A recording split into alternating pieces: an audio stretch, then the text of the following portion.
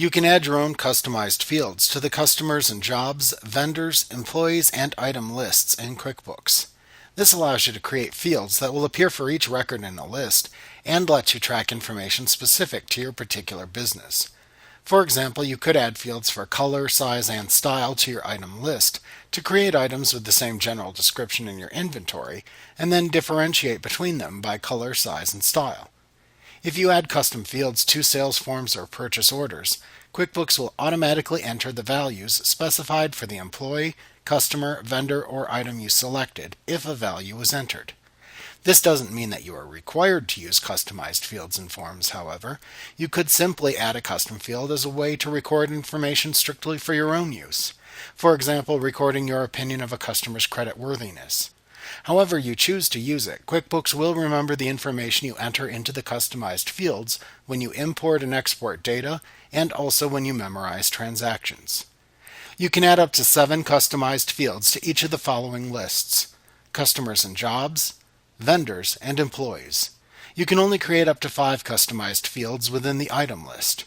Custom fields you add to a list are available to every record within the list.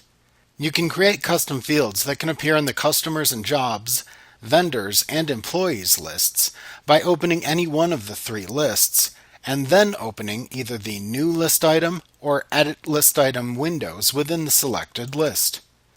Within the window, click the Additional Info tab, and then click the Define Fields button at the right side of the tab in the Custom Fields section. This will open a Set Up Custom Fields for Names dialog box where you can create custom fields for all 3 lists at once.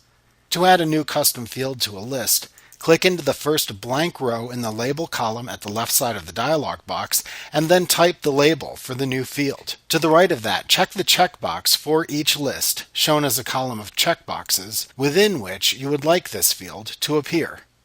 A field can appear within 1 or more lists. Repeat these steps until you have created all of the necessary custom fields for the 3 lists.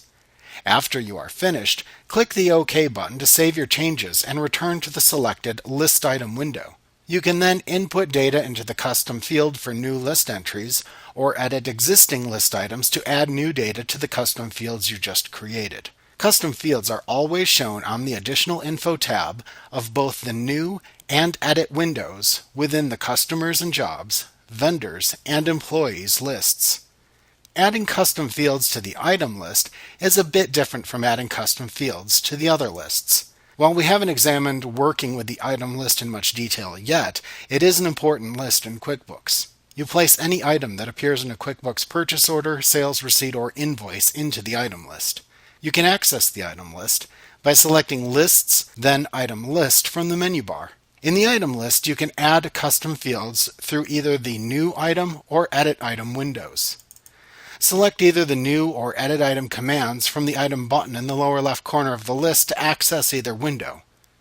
Once there, you can add custom fields to this list by clicking the Custom Fields button at the right side of the window. This will open a Custom Fields for Items dialog box where you can enter values for any custom fields you create for your item list. To create a new custom field for the item list, click the Define Fields button to open the Set Up Custom Fields for Items dialog box. Type a label for the new custom field into the first available blank row under the label column, and then check the adjacent Use checkbox for that row. Repeat this process until you have created all of the fields that you want within your item list.